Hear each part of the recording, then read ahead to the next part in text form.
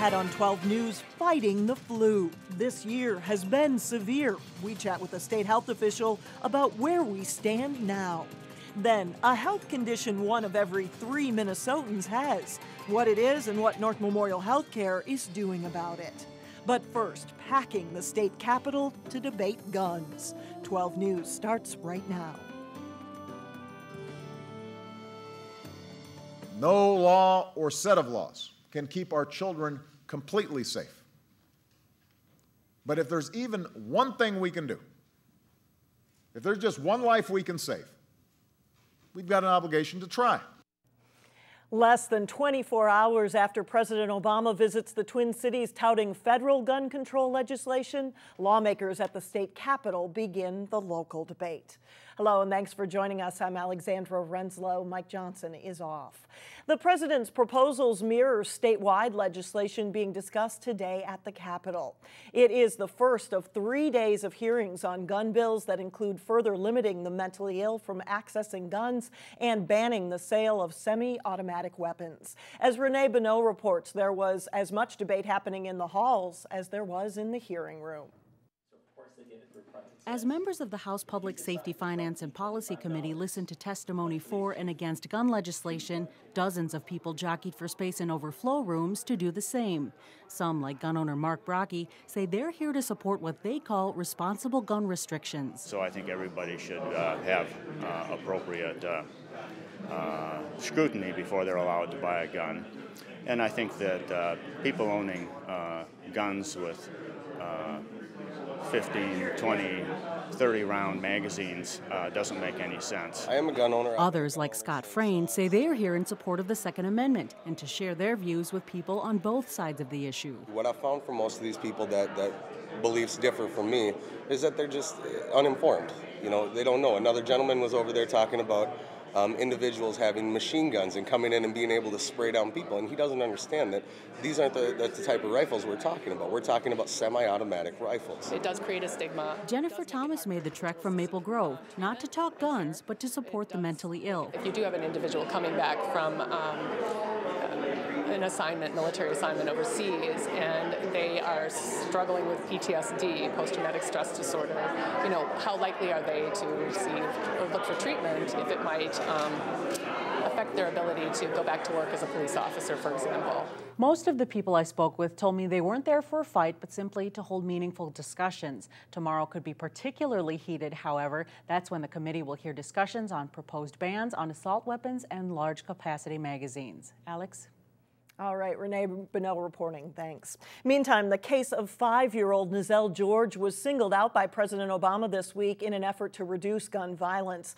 The Brooklyn Park boy was killed by a stray bullet last summer while he was sleeping on his grandmother's couch in North Minneapolis. Today, one of the accused shooters was sentenced. 17-year-old Stephen Shannon admitted to firing bullets at the home in retaliation for an earlier gang shooting. In a plea deal reached with prosecutors, Shannon received a 28 years prison sentence. The other suspected shooter is 15 years old. Prosecutors hope to try him as an adult. An Apple Valley woman has admitted to a $1.5 million health care fraud scheme that included stealing from her employer in Maple Grove.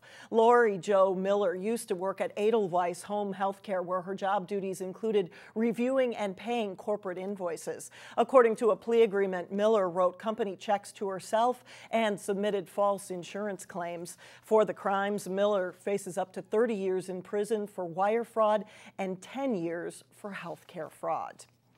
The Robbinsdale School District says its finances are in a, quote, good situation right now. Monday night, the school board began going over the budget for the 2013-2014 school year.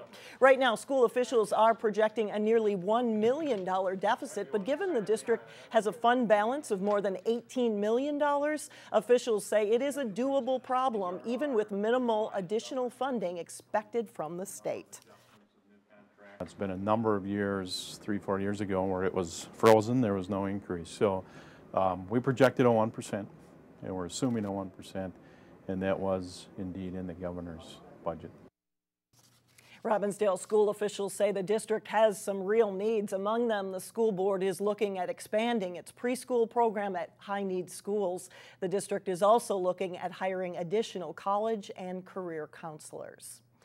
There's a medical jobs boost in Brooklyn Center. According to financeandcommerce.com, Metaphor has signed a lease to move into a development that used to be a former Northwest Athletic Club. Metaphor makes blood clotting materials for surgeries. The same development also attracted another medical supply company, Omnicare. It now appears the flu season, though, has peaked in Minnesota, but we are not out of the woods just yet. According to the Minnesota State Health Department, the flu is still widespread. So far this season, more than 2,300 people have been hospitalized for the flu, and 112 people have died from influenza or complications from the flu. In an interview with 12 News, a spokesperson from the Minnesota Department of Health says while the number of cases are declining, the flu season isn't over yet. This has been a bad year for influenza in Minnesota. We've seen more than 2,367 hospitalizations and more than 112 deaths, and that's considerably more, way more than we've had in recent years. Now, recent years have been pretty mild, but still, this has been a really tough year for influenza. And it's hit the elderly particularly hard. More than 60% of our hospitalizations have been in the elderly, and that's pretty typical for flu, but they get hit hard, and certainly the vast majority of our deaths have been in the elderly as well. That brings up prevention, because it sounds like the flu season can run all the way through April. So the first question is, has the flu season peaked? Is the Department of Health saying that the flu season has peaked? And is it too late to protect yourself with a vaccine? Right.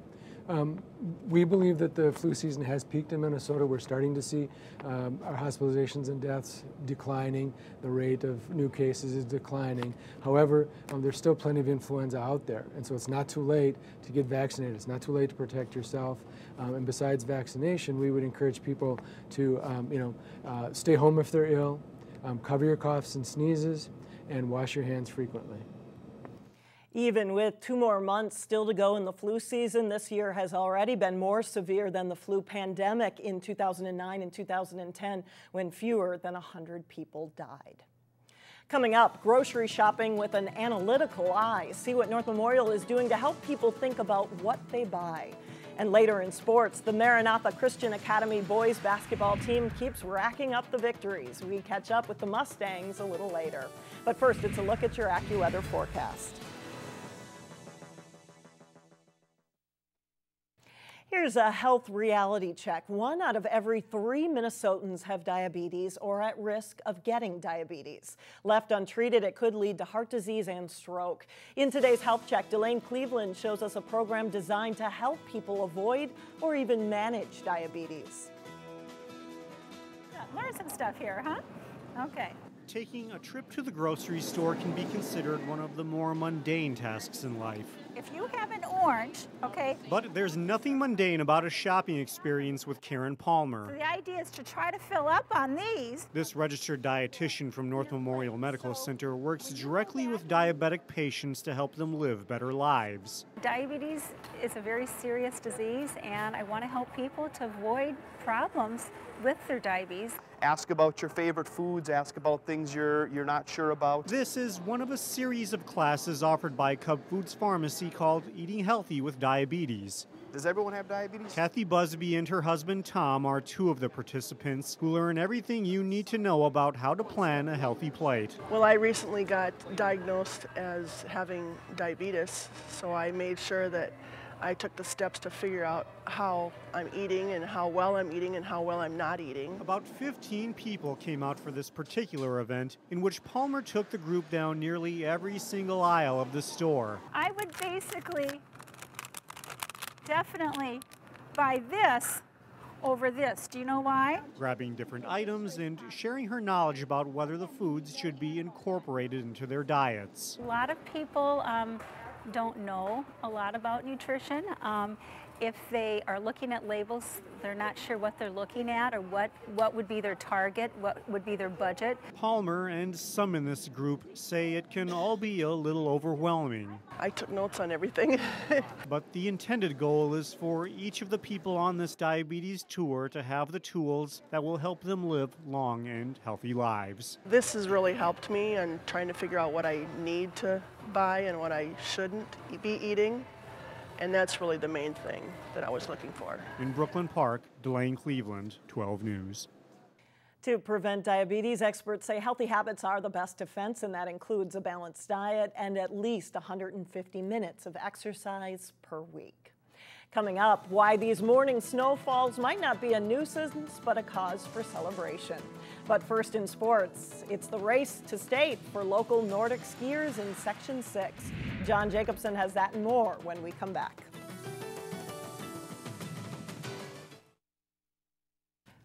John Jacobson joins us now with sports, and we are starting off with some Nordic ski and a big ski meet. It is big ski meet because this is a chance to qualify for next week's state meet. They're going on all week, and we had some individuals that made it yesterday. Uncertainty about quantity and quality of snow often pushed section Nordic ski meets out of the Twin Cities metro area in past years.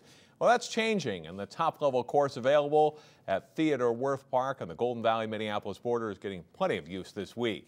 Theodore Wirth again the site for the Section 6 championships Monday. In the boys' pursuit, Harris Dernberger wins for Hopkins in a total time of 29 minutes, 44.6 seconds. Armstrong's John Delaney makes state. He places 5th.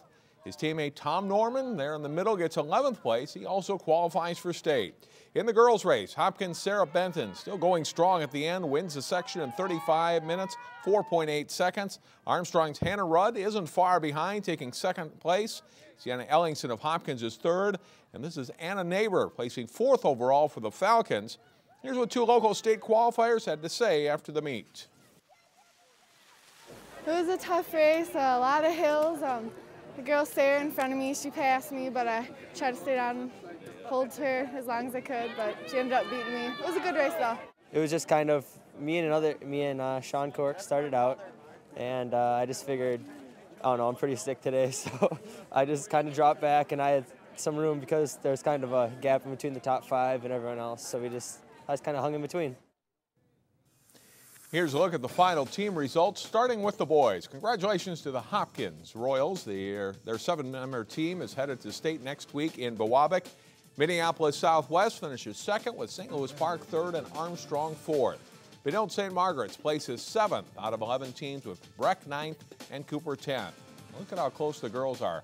Hopkins makes state, edging Armstrong by just 2 points. Southwest is 3rd with Cooper placing 4th. Breck finishes 9th. And Benilde 10th. Other local girls' state qualifiers include Cooper's Ellie Evans and Benilde's Amanda Kotzer.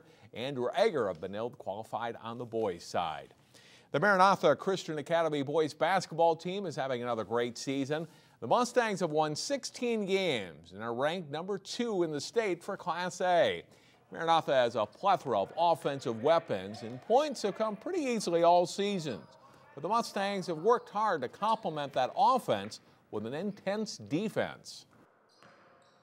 Defense is something that has to be there every night. You can count on it. I mean, if you look at it and coaching cliches year after year, defense wins championships.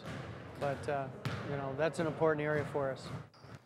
Maranatha played an exciting and hard-fought game against Class 4A Cooper early in the season, pulling out a 2-point overtime victory. Wins like that have given the Mustangs confidence and fed their desire to get back to the state tournament after losing in the section final last season. We don't try to look in the past, but it's definitely in the back of our minds. We don't want to let that happen again because our goal is to get the state championship. It's there, it motivates us because we don't want to go out like we did last year. So our goal is to make it to state, to win state. So it's kind of in the back of our heads for sure. Maranatha faces division rival West Lutheran on Thursday night. The Warriors are ranked 9th in Class A. The Hopkins girls basketball program has produced a number of outstanding players over the years. Senior Nia Coffey is one of the best. We featured her this week on Channel 12 Sports Jam. Here's a clip from that story. The biggest basketball influence, though, for Nia, Sydney, and younger brother Amir has been that of their father.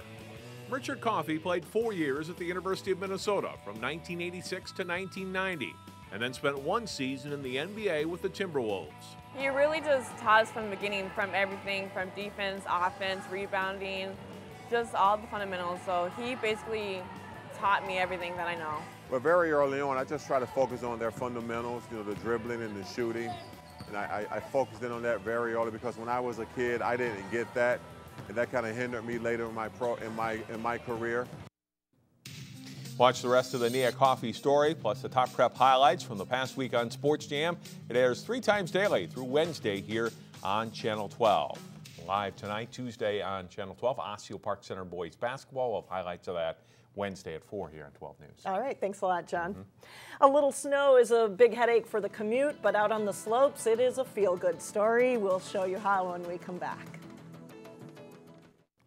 Little by little, snow lovers are getting what they want. An inch of snow here, an inch of snow there. But it is still a little shy of a typical Minnesota winter. According to local weather expert Steve Reckers, we are still below average for snowfall. So far this snow season, Mother Nature has given us about 26 inches of snow, and that includes the 1 inch of snow that fell early Tuesday morning. But that's about 10 inches below what normally would have fallen by now.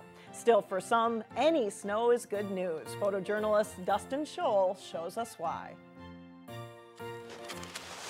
They do a really good job here at Elm Creek Park, keeping the trails groomed even with the smallest amount of snow. So it's the best place to ski in the Twin Cities, I think. It's just nice to get the fresh air. It's refreshing and invigorating. Just gliding along the trails in the woods, especially after a new snowfall.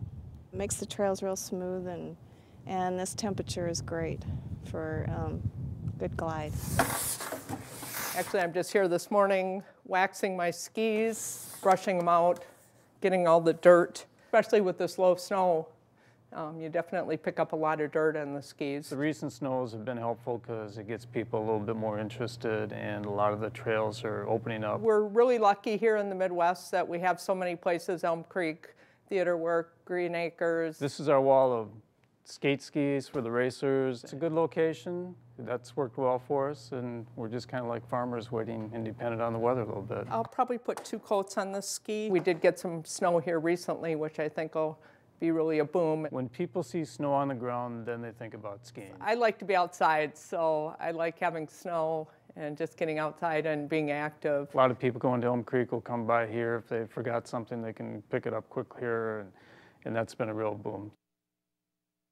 And again, that was photojournalist Dustin Schultz. Finally comfortable enough out there now with a little fresh snowfall, nice for skiing. I haven't cross-country skied in a number of years, but that's a good workout. It is a good really workout. Get your exercise. You heard the next morning, that's for sure. That does it for us. Thanks so much for joining us. Community Corner is up next.